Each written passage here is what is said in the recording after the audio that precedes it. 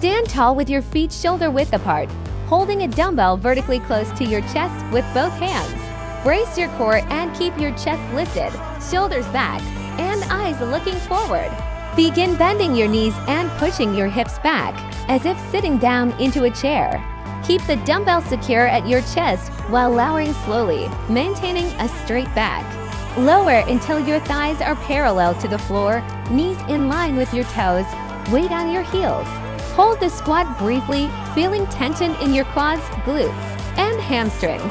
Push through your heels, engage your core, and rise back up with controlled strength. Stand tall again, hips extended, chest upright, and dumbbell steady at your chest. Repeat the motion fluidly, keeping your form consistent and movements controlled. Complete the final rep by standing tall with a proud chest, ready for the next set.